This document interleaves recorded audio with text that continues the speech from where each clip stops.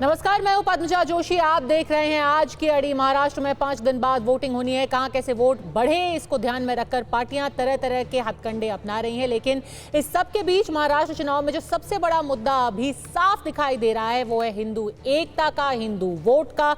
और वो कैसे है ये बताने के लिए आज के शो की शुरुआत इन 2 तस्वीरों के साथ करते हैं। एक तरफ बांग्लादेश में कट्टरपंथियों ने इस्कॉन बैन करने की मांग की है। सड़कों पर नारे लगाए जा रहे हैं कि इस्कॉन पर या तो बैन लगा दिया जाए या फिर उनको पकड़ पकड़ के मारा जाए। उन्होंने ये भी कहा कि अगर ये बैन नहीं हुआ तो जल्द ही इस्कॉन के अनुयायियों का कत्लेआम शुरू हो जाएगा। तो वहीं दूसरी तरफ कल ही महाराष्ट्र में प्रचार के दौरान प्रधानमंत्री मोदी ने पनवेल में स्थित इस्कॉन के ही मंदिर पहुंचकर दर्शन किए और कृष्ण भक्तों के साथ वहां मंजीरा बजाते भी नजर आए।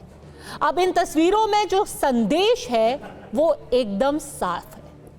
साथ ही विदेश मंत्री एस जयशंकर ने भी आज इस्कॉन के सदस्यों से मुलाकात की।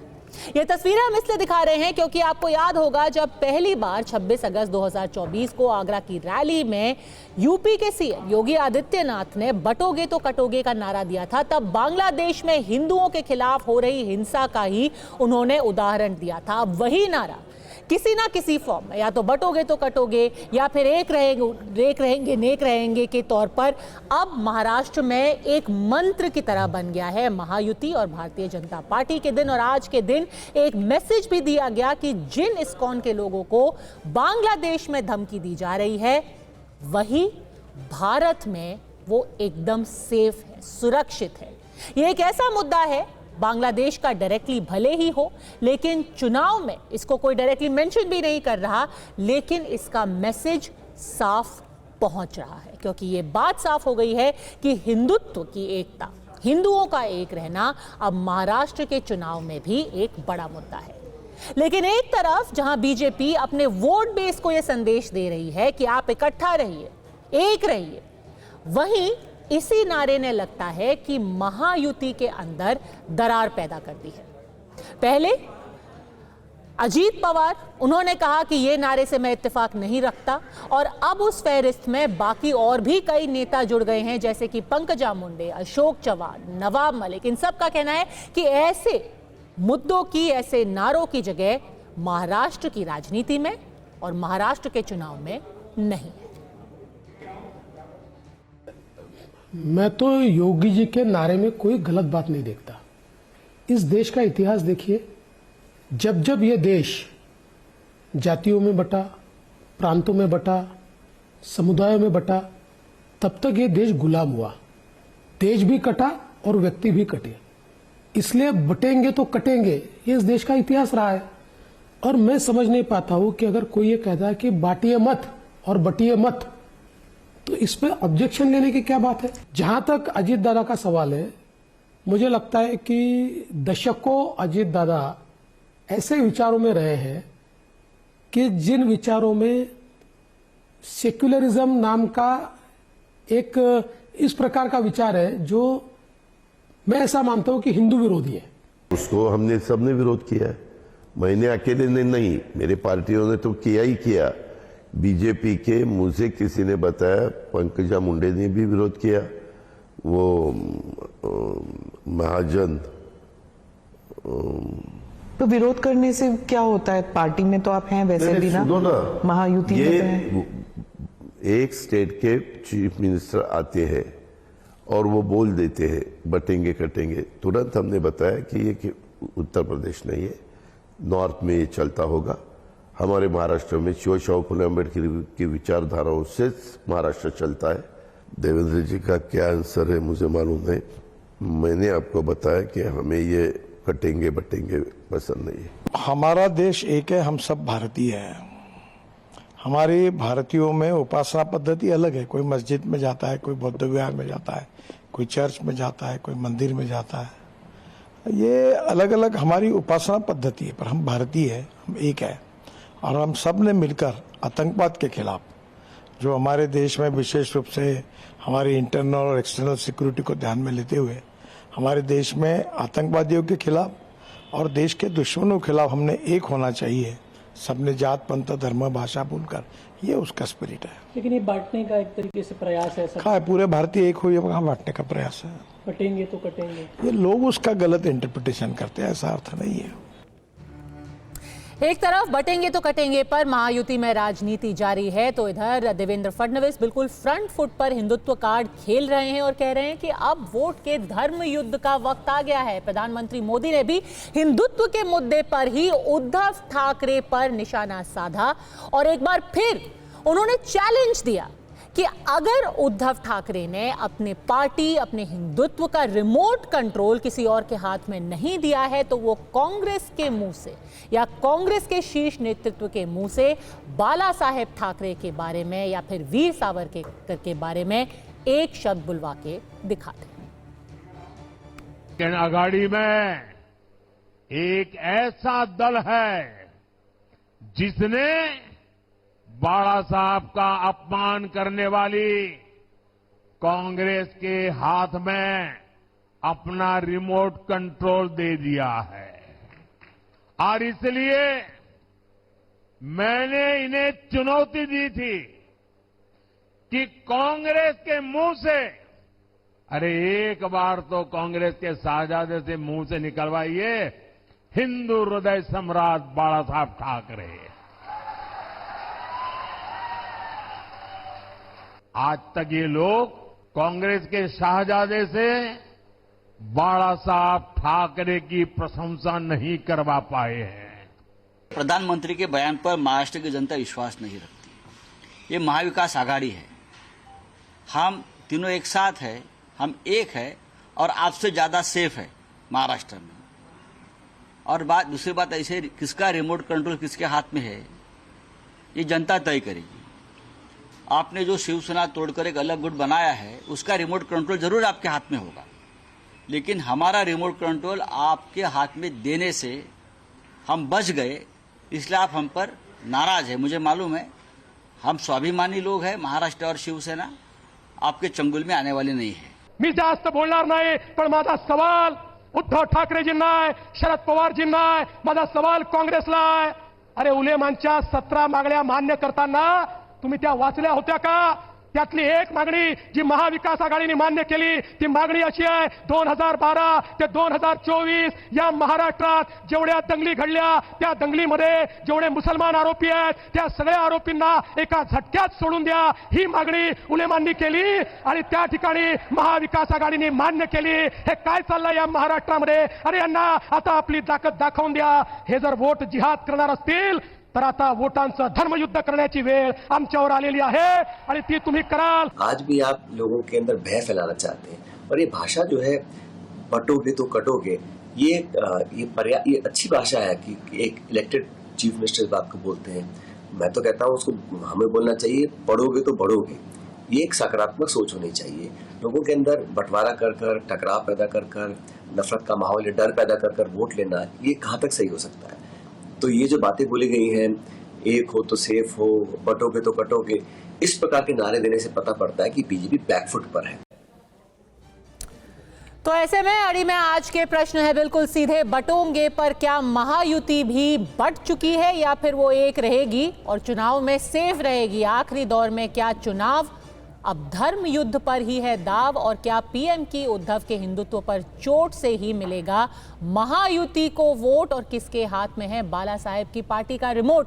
शिवम त्यागी प्रवक्ता भारतीय जनता पार्टी के हमारे साथ जुड़ गए हैं, चित्रा बाथम प्रवक्ता कांग्रेस से हमारे साथ है, संजना गाड़ी प्रवक्ता शिवसेना यूबीटी की, हर्षवर्धन त्रिपाठी वरिष्ठ पत्रकार हमारे साथ है, साथ ही साथ वरिष्ठ पत्रकार राजेश जोशी भी हमारे साथ मौजूद है स्टूडियो में। सबसे पहले शिवम त्यागी, अभी आपने सुनी लिया है कि अजीत पवार क्या कह रहे हैं, पर अकेला उनका ही सरदर्द नहीं है आपके पास। चलिए वो तो एक सहयोगी पार्टी है, खुद आपके पार्टी के लोग पंकजा मुंडे, सुनिए अशोक चव्हाण पूर्व मुख्यमंत्री, उनको आप अपनी पार्टी में इतनी उम्मीदों से लेकर के आए, वो क्या बोल रहे हैं आपके नारे के बारे में, एक बार सुन लेते हैं।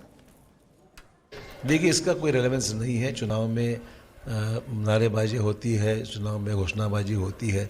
ये this particular slogan is not in good taste और मुझे लगता नहीं कि लोग इसको कोई अप्रिशिएट करेंगे। जहां भी कुछ हुआ होगा तो personally speaking I am not in favour of such slogans. Not in good taste भी बोल दिया, खुद आपके पार्टी के। देखिए पद्मजा जी, मैं मानता हूं कि एक परिवार में बहुत सारे लोग होते हैं, उनके अपने अपने व्यूज़ होते हैं, बट हाँ एक बड़ी चीज़ के लिए या फिर बड़े मिशन के लिए कहीं ना कहीं सब कलेक्टिवली साथ होते हैं। हो सकता है कि किसी को ऐसा लगता हो, उनके निजी विचार इस तरह के हों कि भाई ये नारा मेजॉरिटी में, अगर मैंने देखा जो 2-3 लोगों ने कहा, उनमें सबका कहना यही था कि महाराष्ट्र में ये नहीं चलता। भारतीय जनता पार्टी या फिर देवेंद्र फडणवीस जी या फिर जितना भी नेतृत्व है, उन सबको लगता है ये चलता है। और मैं मानता हूं कि कहीं ना कहीं जिस तरीके से नारा है, नारे में कोई किसी तरह की बुराई है ही नहीं। एक रहेंगे तो सेफ रहेंगे, ये सब चाहते ही हैं, कहते ही हैं, मानते ही हैं, देश में ये चलता ही है और चलना भी चाहिए। कोई किसी तरह महाराष्ट्र में नहीं चलता, अशोक चव्हाण नहीं, पंकजा मुंडे भी कह रहे हैं ऐसा कुछ लोगों का मानना है। तो आप ही के पार्टी के हाँ, मैंने कहा ना कि डिफरेंस ऑफ ओपिनियन हो सकता है। हो सकता है कि भाई वो इस बात को ऐसा ना मानते हो, लेकिन अर्थात इतना जरूर क्लियर है कि कहीं ना कहीं जो लीडरशिप है वो इस बात को मानती है। और मैं तो ये मानता हूं कि इस देश में एग्जाम्पल्स हैं, लीड विद द एग्जाम्पल्स। क्यों इधर उधर जाना है आपको? इस देश में जब भी हम बटे, जब भी हमारा विभाजन हुआ, इसी आधार पर हुआ। जाति में बटे तो नुकसान हुआ, धर्म में बटे तो नुकसान हुआ, क्षेत्रवाद में बटे तो नुकसान हुआ, साउथ से नॉर्थ को लड़ाने की बात हुई तो नुकसान हुआ। मैं मानता हूं कि इस तरह की चीजें होनी ही नहीं चाहिए। पार्टी के अंदर बटे तो और मतलब बटे तो कटे उनके लिए भी हो गया कि वो तो अगर संजय राउत जी इधर थे तो ठीक थे, अब बट गए तो उसके बाद कहां चले गए देख लीजिए। पर कहीं कट तो नहीं जाएंगी? पंकजा मुंडे कहीं कट गई? नहीं, बिल्कुल नहीं। कुछ लोग कह रहे थे अजीत पवार भी कट सकते हैं। मानता हूं कि लोकतांत्रिक पार्टी में इस तरह की चीजों की जगह होनी चाहिए। अगर कोई मानता है कि उनका जो ओपिनियन है वो एक नेतृत्व के ओपिनियन से या फिर एक नारे से वो मैच नहीं खाता, ठीक है, उनको वो स्वतंत्र है, वो इस बात की चीजें कर सकते हैं, कह सकते हैं। लेकिन ऐसा तथ्यात्मक तौर पर बिल्कुल सत्य है कि जहां पर हम बटेंगे वहां पर कहीं ना कहीं इस तरह की चीजें होना स्वाभाविक है। एक रहेंगे तो सेफ रहेंगे, नेक रहेंगे, ये सब बेहतर है और सबको एक ही रहना चाहिए। और जहां तक बात आपसी उहापोह की, ऐसी कोई स्थिति है नहीं। हम तो कहते हैं कि अगर बटेंगे तो कटेंगे, लोगों को या एक रहेंगे तो सेफ रहेंगे नारा इतना बुरा लग रहा है। दूसरी तरफ पूरे के पूरे समाज की तरफ से 150 से ज्यादा चिट्ठियां लेकर आ रहे हैं, उलेमाओं से समर्थन ले रहे हैं, उनको धर्म के आधार पर 10% आरक्षण दे रहे हैं, उनके मतलब जितने भी केसेस मुसलमानों पर हुए उसमें रियायत देने की बात करते हैं, वक्फ बोर्ड को लैंड वापस देने की बात करते हैं, उन केसेस को लेने की बात करते हैं। क्या ये सारी चीज नहीं है? संगठित करके एक समाज को हद से ज्यादा जो चीजें हैं, जो बेनिफिट्स हैं, वो देने की बात कर रहे हैं, कमिट कर रहे हैं, हाँ कर रहे हैं। मैं तो मानता हूं कि बटेंगे कटेंगे ज्यादा तो खतरनाक वो चीज है। ठीक है, उस पर बात करें तो ज्यादा ठीक है। अभी उस पर भी बात करेंगे। हर्षवर्धन जी, चुनाव में इसका क्या असर होने वाला है? शुरू में ये माना गया था कि एक ऐसा नारा है जिससे जो कई सारी फॉल्ट लाइंस जो हैं कि भाई मराठा आरक्षण है या फिर सोयाबीन की कीमत है, इससे हट करके पूरे एक हिंदू समाज को या एक वोट को एकजुट किया जाएगा। पर यहां तो गठबंधन के अंदर ही दरारें पड़ रही हैं। चुनाव में इसका क्या कोई असर होगा? पद्मजा जी, सबसे पहले तो ये कि ये कोई दरार नहीं है। मैं लगातार देख रहा हूँ कि मीडिया में इसका एनालिसिस तरह से, मुझे तो लग रहा है कि ये सबसे स्वाभाविक कार्य हो रहा है। पंकजा मुंडे की बाद में बात करूंगा मैं, लेकिन अशोक चव्हाण और अजीत पवार ये किस राजनीति को करते हुए यहां तक आए? इनकी मूल रूप से सो कॉल्ड सेकुलर पॉलिटिक्स है, जिसमें उनको लगता है कि एक बड़ा मतदाता समूह है। और अजीत पवार ने तो बाकायदा क्या कहा था, हम जितने टिकट देंगे उसका 10% मुसलमानों को देंगे, साफ साफ कहा था। अजीत पवार के दबाव में ये जो सरकार चल रही है, जिसमें भारतीय जनता पार्टी शामिल है, मदरसा शिक्षकों की तनख्वाह बढ़ गई। तो ये भ्रम नहीं होना चाहिए। अजीत पवार अपने मुस्लिम वोट बैंक की जमीन को छोड़ने वाले नहीं है, उसमें वो इस नारे पर भारतीय जनता पार्टी के साथ नहीं। जहां तक रही अशोक चव्हाण की बात, वो आए, उनको भाजपा ने राज्यसभा भेज दिया, अभी अभी आए थे, राज्यसभा भेज दिया। चलिए, पूर्व मुख्यमंत्री थे, अपनी नांदेड़ सीट जीत नहीं सके, उनके लिए उनकी अपनी बेटी की विधानसभा और ये जो नांदेड़ लोकसभा का फिर से उपचुनाव आ गया, यानी दो उनके सर पर पड़ा हुआ, वो उस वजह से बोल रहे हैं। पंकजा मुंडे की बात जरूर करनी चाहिए। क्या पंकजा मुंडे को अगर पार्टी के लिहाज से कहें तो यह बयान देना चाहिए? बिल्कुल नहीं देना चाहिए। जब आप विधानसभा हार चुकी हैं, लोकसभा हार चुकी हैं, उसके बावजूद भारतीय जनता पार्टी ने विधान परिषद में भेजा।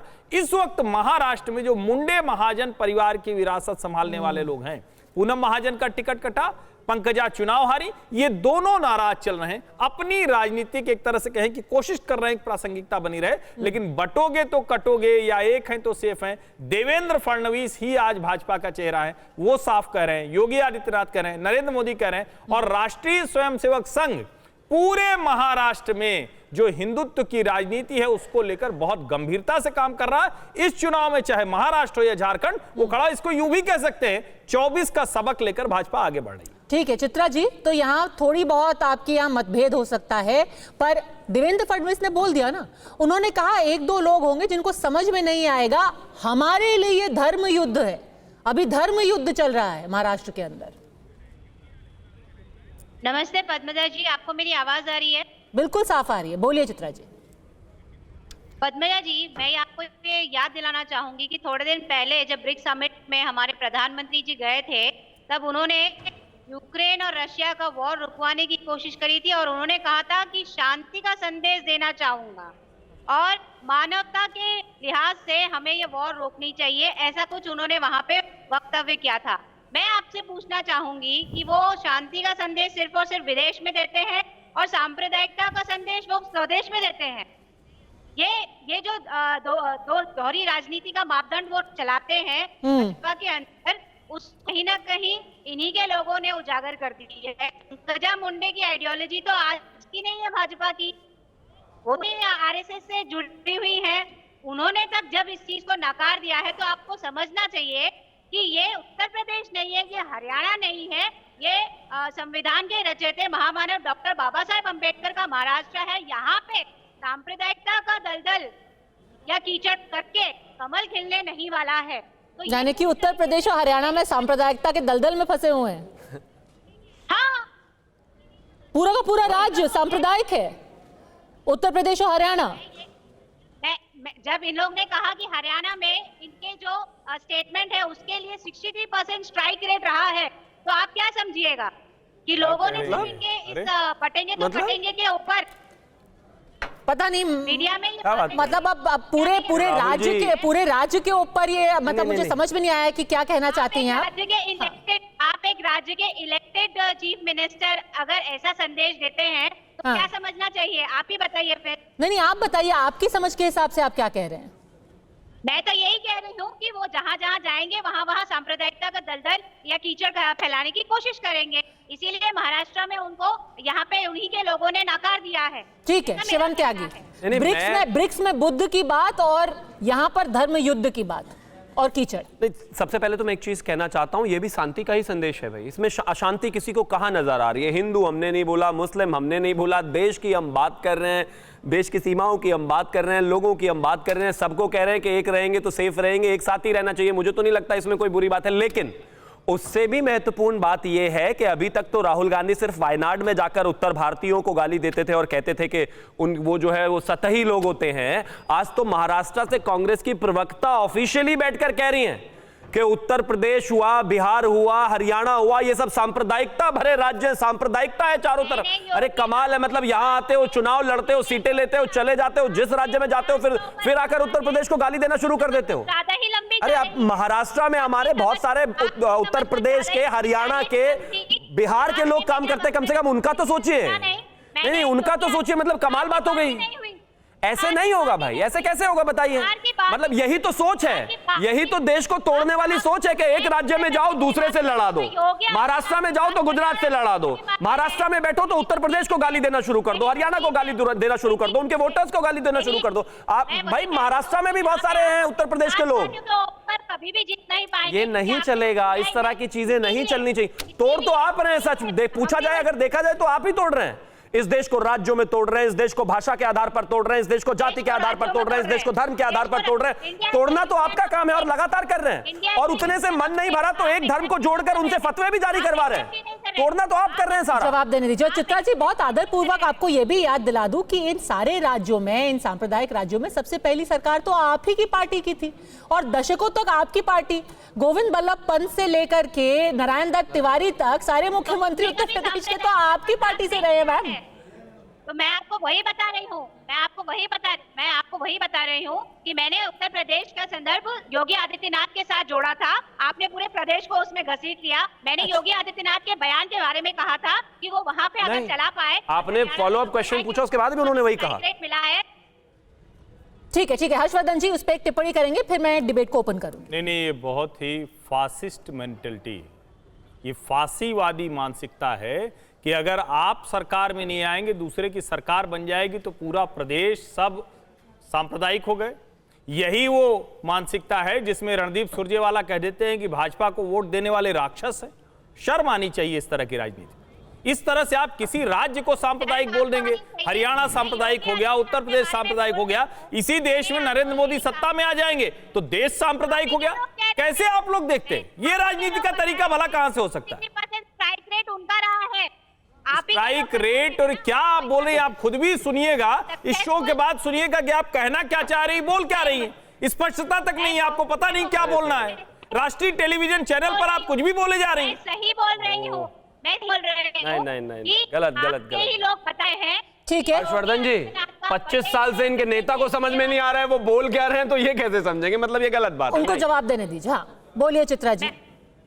मैं आपको वही बता रही हूँ कि भाजपा के लोगों ने ही कहा है कि हरियाणा के अंदर योगी आदित्यनाथ का ये जो बटेंगे तो कटेंगे ये वाला जो भाषण है, इसके बाद उनको सक्सेस रेट 63% मिला हुआ है।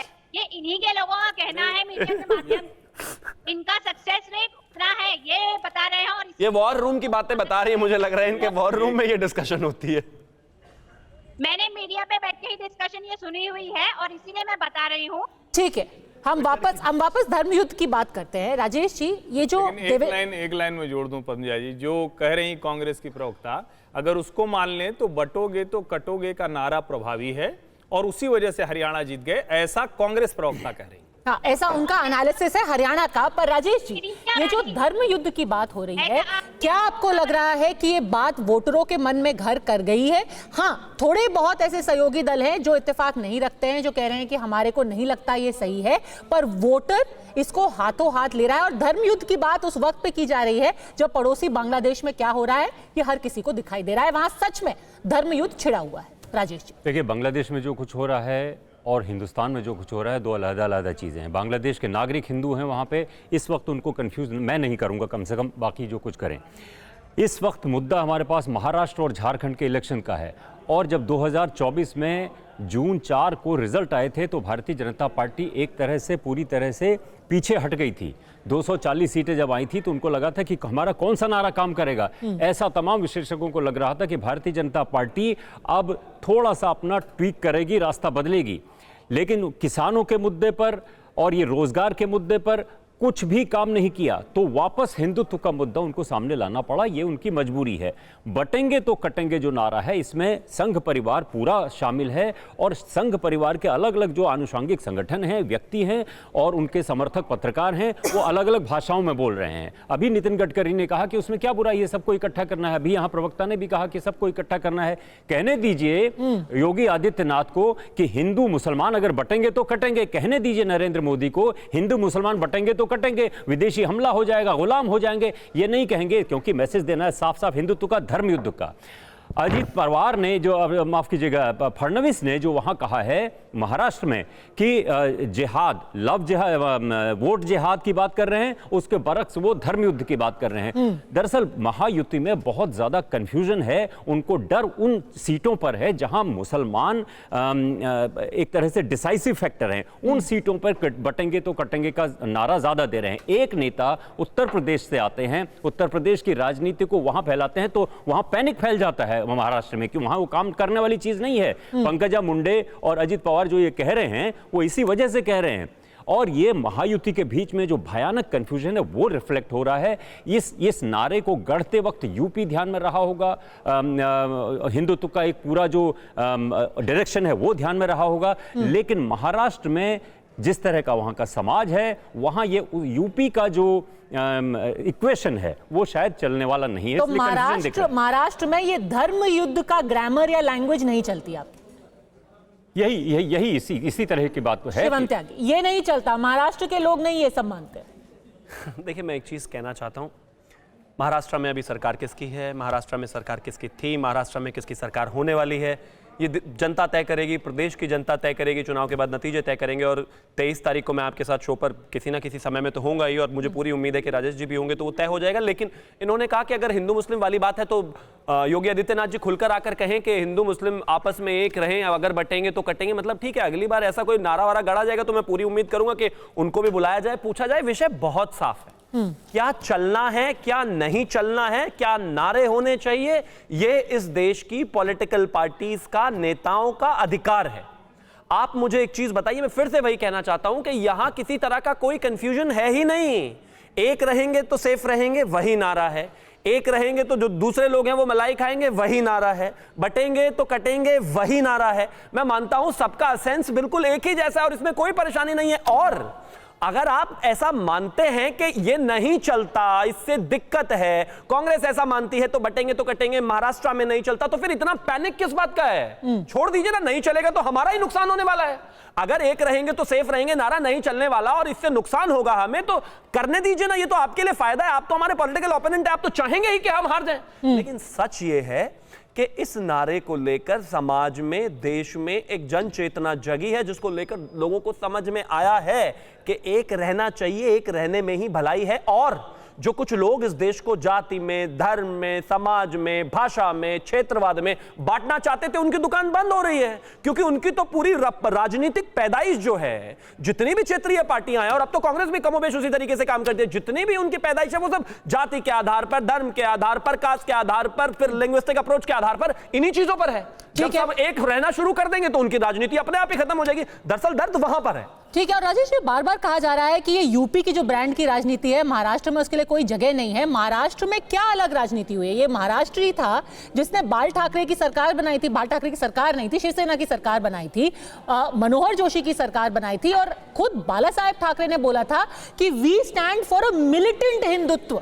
हम हिंदुत्व ही नहीं, मिलिटेंट हिंदुत्व सरकार बनाना चाहते हैं। देखिए ये जो है ना, आप नैरेटिव कौन सा सेट करना चाहते हैं? जब आप हिंदुत्व, जो मेजॉरिटी लोग हैं उनको हिंदुत्व की बात कहें कि हिंदू खतरे में है और आप बढ़ जाएंगे तो कट जाएंगे, तो जाहिर सी बात है बहुसंख्यक समाज में आएगा कि ये क्या होने वाला है। इतने बड़े बड़े नेता कह रहे हैं। यही तो बाल ठाकरे की सरकार, शिवसेना की सरकार में भी बोला जाता है कि हिंदू खतरे में है, उनका बांग्लादेशी आ रहे हैं, घुसपैठिए आ रहे हैं। आप इसको इतिहास में देख के जाइए, वो सिर्फ हिंदू खतरे में पहले नहीं कहा उन्होंने। बाला साहेब ठाकरे ने सबसे पहले कहा कि ये मद्रासियों के आने से यहाँ के मुंबईकर खतरे में हैं, मुंबई वासियों के लिए। फिर बिहारी और यूपी वाले खतरे में हो गए। देखिए पत्रकार के तौर पे जो है वो अलग, देखिए हिंदुत्व का मसला एक अलग है। बाला साहब ठाकरे की राजनीति पहले मद्रासियों के खिलाफ, साउथ इंडियंस के खिलाफ थी, ये बिल्कुल साफ है। हिंदुत्व बाद में आया। फिर बाद में लोगों को मोबिलाइज करने के लिए पाकिस्तान के क्रिकेट मैच जब होते थे, पिच खोदने लगे, मोबिलाइजेशन का मसला है। अभी ये ऐसा है कि बीजेपी और शिवसेना में दरार पड़ गई। शिवसेना का हिंदुत्व है, बीजेपी का हिंदुत्व है। 1995 का आर्टिकल जब सेना की सरकार थी, उन्होंने बाकायदा एक ड्राइव चलाया और कहा बांग्लादेशी घुसपैठियों को पहले पहचानिए, फिर पकड़िए, फिर निकालिए। है वो बाला साहब ठाकरे, और बांग्लादेशी बंगाली मुसलमान भी थे जो उसमें आ गए। नहीं, आप 93 में जाइए, जब दंगे हुए थे वहां पे, श्री कृष्ण कमीशन ने बाकायदा कहा बाला साहब ठाकरे उस तरह के एक जर्नैल थे जो माराडोर मॉब्स का नेतृत्व कर रहे थे, कोई कार्रवाई नहीं हुई। यही सवाल आपसे पूछ रही हूँ, ये कैसे हम कह सकते हैं कि ये यूपी ब्रांड की राजनीति है? मुझसे नहीं सवाल करेंगे, ये शिवसेना की राजनीति हिंदुत्व की राजनीति रही है। शिवसेना की, एक मिनट, शिवसेना की राजनीति हिंदुत्व की राजनीति रही है। अब भारतीय जनता पार्टी और शिवसेना में दो फाड़ हो गया है, शिवसेना कांग्रेस के साथ मिल गई है, तो ये रिफ्ट दिख रही है। दरअसल महायुति में कंफ्यूजन जो है और पैनिक जो महायुति के भीतर दिख रहा है कि ये हम अलग अलग भाषाओं में बोल रहे हैं, अलग अलग नारों में बोल रहे हैं, तो ये होगा क्या इसका? ठीक है, संजना गाड़ी जी, अभी शिवसेना को ले आते हैं, एक सेकंड, इससे पहले संजना जी बहुत पेशेंटली सुन रही हैं। संजना जी, वोट जो है, याद आया, बहुत बहुत धन्यवाद आपका कि आप बहुत पेशेंटली वेट कर रही थी। बहुत सॉरी कि आपको थोड़ा सा वक्त लग गया आप तक आने में।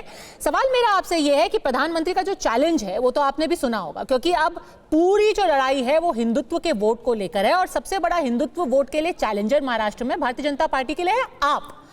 अब प्रधानमंत्री ने क्या बोला है, अमित शाह ने भी आज वही बोला कि एक बार कांग्रेस नेतृत्व के मुंह से आप हिंदू हृदय सम्राट बाला साहेब ठाकरे बुलवा करके दिखा दीजिए। वो चैलेंज उन्होंने आपके लिए रखा है। उनका कहना है आपका रिमोट किसी और के हाथ में, तो हिंदू वोट किस तरफ जाएगा? हमें कोई ज़रूरत नहीं कि कोई बाला साहब को हिंदू हृदय सम्राट कहे या ना कहे। और ये जो चैलेंज दिया है मोदी जी ने या अमित शाह जी ने, मैं उनको चैलेंज करती हूँ कि कभी एक बार भरे भाषण में मणिपुर की अवस्था के बारे में बात कीजिए। मणिपुर में जो सांप्रदायिकता, उनका भाजपा शासित वो राज्य है, वहाँ पे जो सांप्रदायिकता दंगे हो रहे हैं 12 महीनों से हो रहे हैं, वहाँ पे महिलाओं के ऊपर अत्याचार हो रहे हैं, उसके बारे में कभी खुल के भरी सभा में बात कीजिए। वो बात नहीं करेंगे। वो हमेशा हमें लेके जाएंगे भगवे की तरफ, वो लेके जाएंगे हिंदुओं की तरफ, वो लेके जाएंगे संविधान का रंग लाल क्यों है, इन्होंने भगवे कपड़े के विरोध में क्यों बोला है।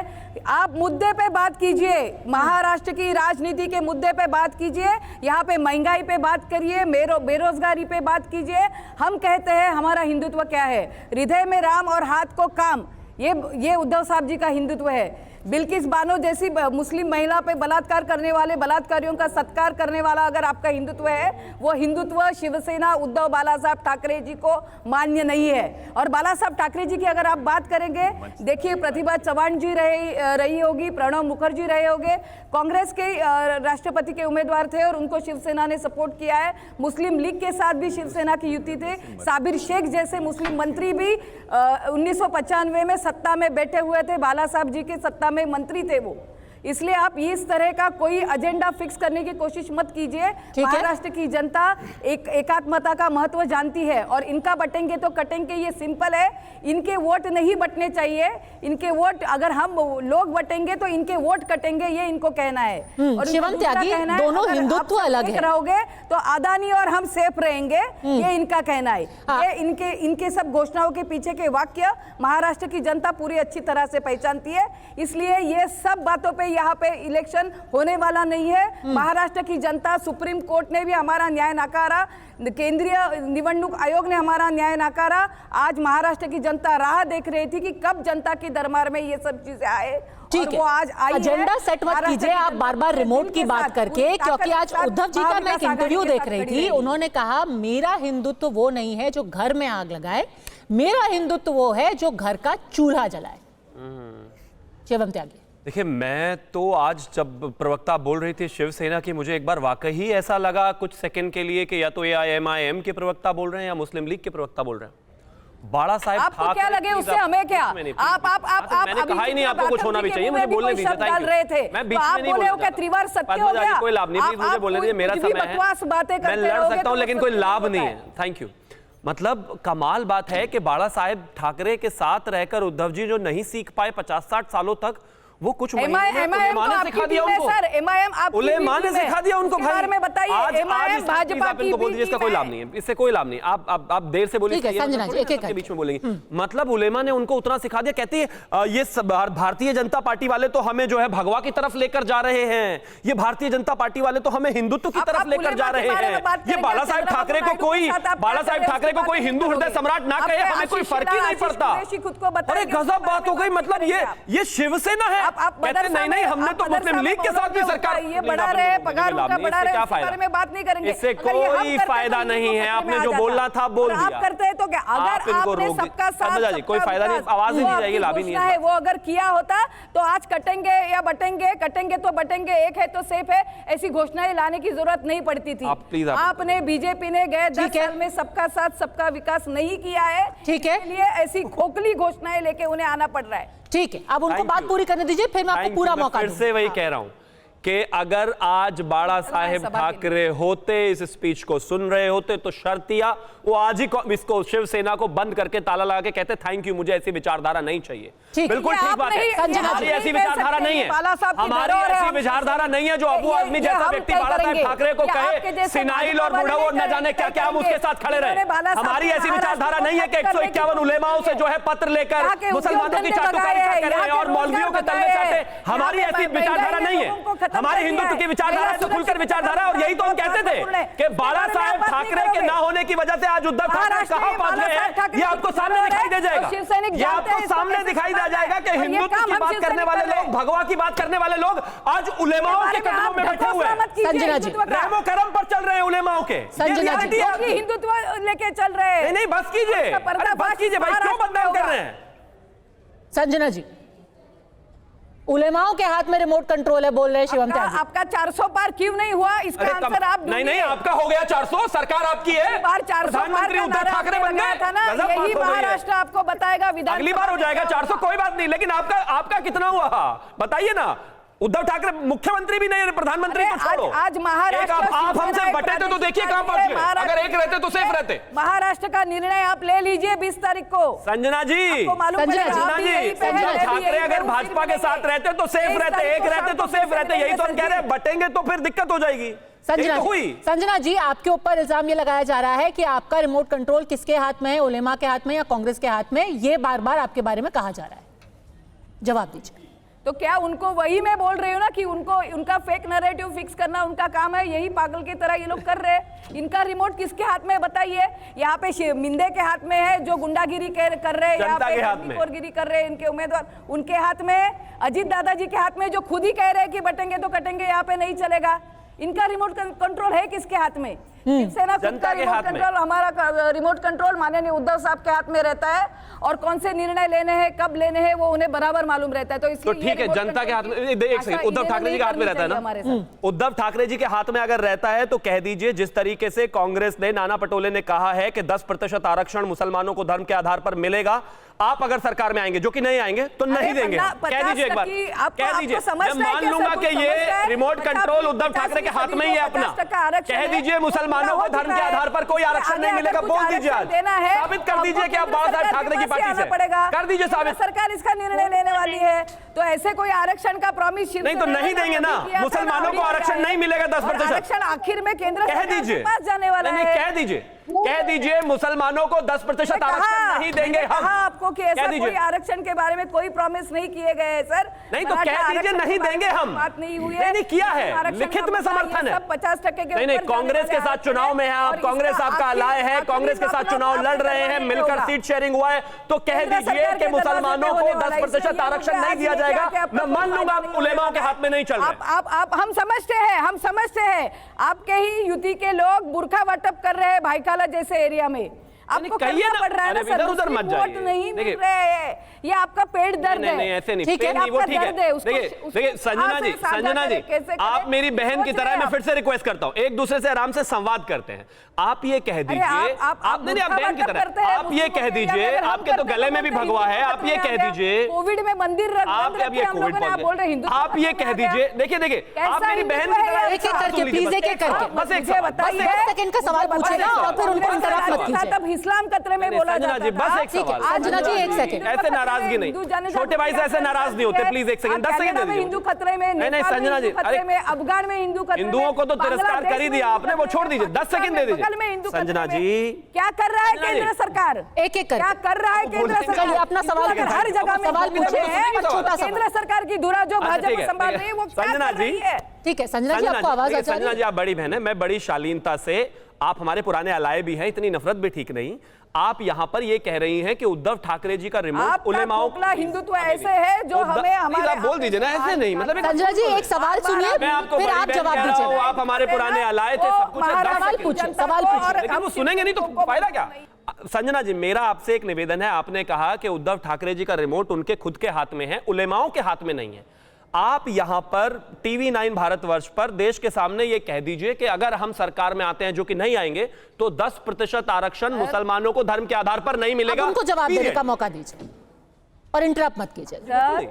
सर आप जो ये बात कह रहे हैं, मैं बार बार वही कह रही हूँ आपको कि 50% जो आरक्षण है वो अभी तो हो चुका है, इसके आगे जाना है किसी को भी तो आखिर आपके दरवाजे पे आना है। और हम लोगों ने इससे पहले जब उद्धव साहब मुख्यमंत्री मैं कह रहा हूं, आप देंगे कि नहीं? कोई सुझाव आया था 5% मुस्लिम आरक्षण का, तभी भी उद्धव साहब ने कहा था ये आरक्षण हम नहीं दे सकते हैं।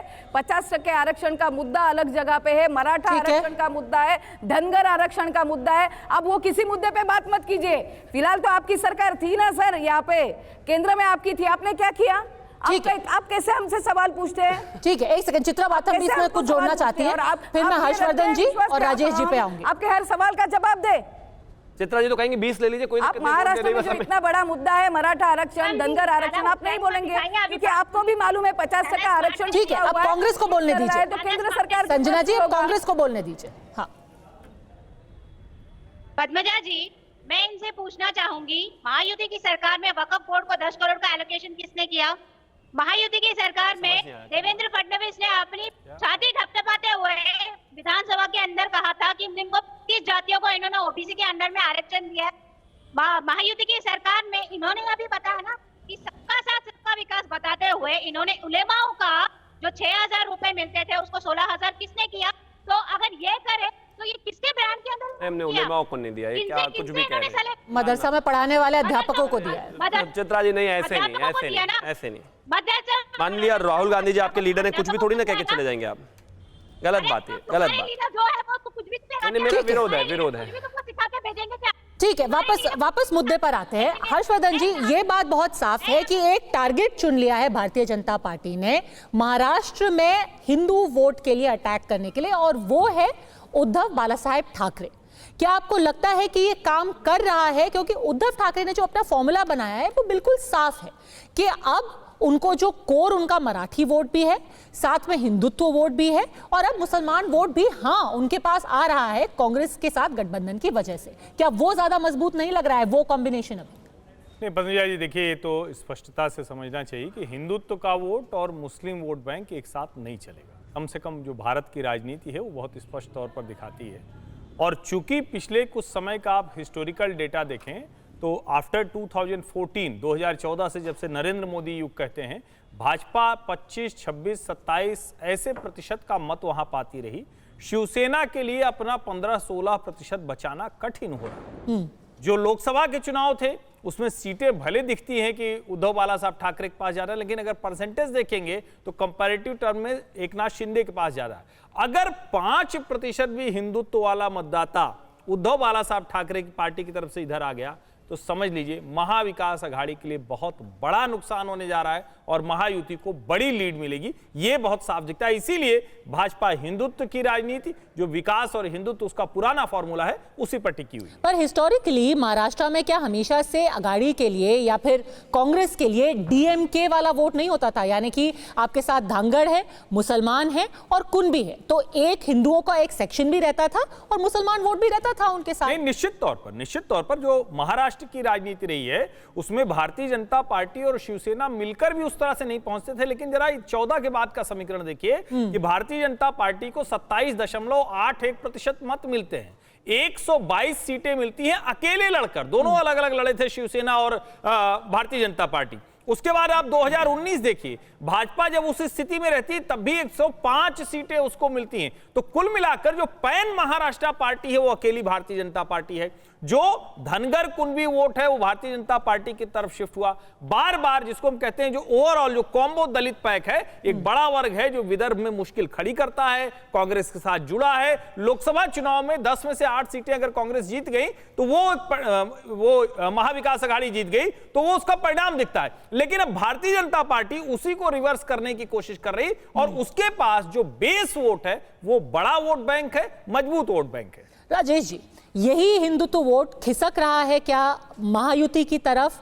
क्या ये कोशिश कामयाब हो रही है? क्योंकि यहां सिर्फ उनका एक नारा ही नहीं है, वहां आरएसएस भी जो ग्राउंड पे काम कर रही है इसी नारे को लेकर के कि हिंदू वोट एक साथ रहना चाहिए। देखिए, ये फ़र्क हुआ है कि उत्तर प्रदेश के जो लोकसभा के जब चुनाव हुए थे, राष्ट्रीय स्वयंसेवक संघ के कार्यकर्ता बैठ गए थे, वो उत्साह के साथ सामने नहीं आए थे।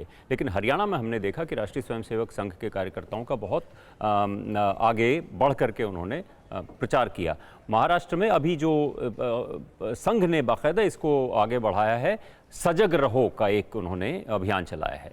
तो ये अब जो भारतीय जनता पार्टी और संघ में एक रिफ्ट दिखती थी नड्डा जी के बयान के बाद, वो उसको लगता है उस पर बात हो गई है और वो रिफ्ट जो है वो कम करने की कोशिश की है। लेकिन मैं अपनी बात थोड़े से मैं ख़त्म करता हूँ। चुनौती भारतीय जनता पार्टी के सामने महाराष्ट्र में बहुत साफ साफ नजर आ रही है, क्योंकि वो फायर फाइटिंग में लगी हुई है। वो शिवसेना के इस फैक्शन से लड़े, अपने उद्धव ठाकरे से लड़े, या शरद पवार से लड़े, राहुल गांधी से लड़े, किस किस से लड़े, चारों तरफ। अब ये देखिए, एनसीपी जो उनके साथ है, एनसीपी उनके कहने के, भारतीय जनता पार्टी के कहने के बावजूद नवाब मलिक, सना मलिक को टिकट दिया। जीशान सिद्दीकी के बारे में तो ऑन रिकॉर्ड कहा गया कि उनको टिकट मत दीजिए, इसके बावजूद जो है पार्टी ने उसको टिकट दिया। और भारतीय जनता पार्टी ने वहां शिवसेना ने उनके खिलाफ फॉर्म भरा है। तो ये जो बाहरी दुश्मनों से और भीतरी दुश्मनों से, दोनों से Bharatiya Janata party fire fighting कर रही है। मैं बिल्कुल किसी तरह का कोई प्रेडिक्शन नहीं करूंगा कि महायुति जीत रही है या ये जीत रही, क्योंकि जितने भी प्रेडिक्शन करने वाले हैं वो आप देख ही रहे हैं, कई बार मुंह की खाते हैं। तो प्रेडिक्शन तो मैं नहीं करूंगा, लेकिन ये बात जरूर है कि महायुति के भीतर इस वक्त कई तरह के डायरेक्शन दिख रहे हैं। अच्छा। और ऐसा लग रहा है कि अब उनको 4 दिन बचे हुए हैं, आज 15 तारीख है। तो ये जो उनके मतदाता है, कोर मतदाता, उनको जो इन्होंने मंत्र दिया है उसका असर आपको दिख रहा है, नहीं दिख रहा है? अंदर के जो उनके कॉन्ट्रडिक्शंस है वो तो अलग है, पर अपने वोटर को जो वो संदेश दे रहे हैं वो काम कर रहा है कि नहीं काम कर रहा है? नहीं, उनका वोटर जो कमिटेड वोटर है, तो दैट गोज विदाउट सेइंग, जो कमिटेड वोटर है, संघ का वोटर है, संघ परिवार का वोटर है, वो नहीं हिलता है। कमिटेड वोटर, लेकिन जो वोटर छिटक गया था, वो जो छिटक गया था, उसके सामने सिर्फ आप जो है ये बटेंगे तो कटेंगे। देखिए, ये जब नारे बनते हैं ना, तो ऐसा लगता है कि ये नारा बना और कोई स्विच मिल गया और ये पूरे में फैल जाएगा। जिस आदमी के पास जा रहा है नारा बटेंगे तो कटेंगे, उसको ये भी समझने का मौका मिल रहा है कि किसको बांटने की बात हो रही है। हिंदू समाज अगर बटेगा, क्यों ये नारा दिया गया? क्योंकि राहुल गांधी ने कहा जातीय जनगणना होनी चाहिए। क्यों होनी चाहिए जातीय जनगणना? क्योंकि ओबीसी, दलित, पिछड़े, इनकी संख्या कितनी ये तो बता दो। जब ये पता चलेगा तब उनके साथ न्याय भी होगा। अब जब इसके नारे के खिलाफ आरएसएस और बीजेपी ये कहते हैं कि बटेंगे तो कटेंगे, इसका मतलब जो अन्याय हो रहा है और इन जो पसमानदा तबके हैं, गरीब तबके हैं, पिछड़े हुए तबके हैं, उनकी संख्या ही पता नहीं होने देंगे आप। तो आप कह रहे काम नहीं करेगा क्योंकि जाति उसको ज्यादा बड़ी लगी। लोगों को मालूम है, दलितों को मालूम है उसकी क्या स्थिति है। आपके खुद के घर में कलह है, इसीलिए उसको छुपाने के लिए, वो पाटने के लिए आप एक बड़ा नारा लेके आए हैं। राजेश जी कह रहे हैं इतना भी आसान नहीं है। भारतीय जनता पार्टी नवाब मलिक के खिलाफ चुनाव लड़ रही है और हम वहां पर चुनाव लड़ रहे हैं और जीतेंगे। और दूसरी बात एक और भी है कि जहां तक दूसरे दलों के जो हमारे साथ में है, अगर उनकी विचारधारा हमसे 100% मिलती तो जाहिर है वो हमारी पार्टी में होते, अलग पार्टी ना होती। कुछ मुद्दों को लेकर जरूर उनका एक अलग स्टैंड हो सकता है, लेकिन इसके आगे की बात करते हैं। कहते हैं कि जातियों को बड़ा फ्रैक्शन है, उनको जो है हिस्सेदारी नहीं मिल रही है, उनको भागीदारी नहीं मिल रही है। जिस तरीके से जातीय जनगणना की बात कर रहे हैं, पिछड़ों को, दलितों को उनके अधिकार नहीं मिल रहे। अधिकार कहीं बाद में दिलाना, पहले जामिया और एएमयू में दिलवा दो तो बहुत बेहतर है। अधिकार कहीं और दिलवाना। कर्नाटका में अब पब्लिक टेंडर्स में 1 करोड़ रुपए तक के टेंडर्स में 4% मुस्लिमों को धर्म के आधार पर आरक्षण दे रहे हो, ओबीसी का काट कर। पहले वहां उनको दिलवा दो तो बहुत बेहतर हो जाएगा।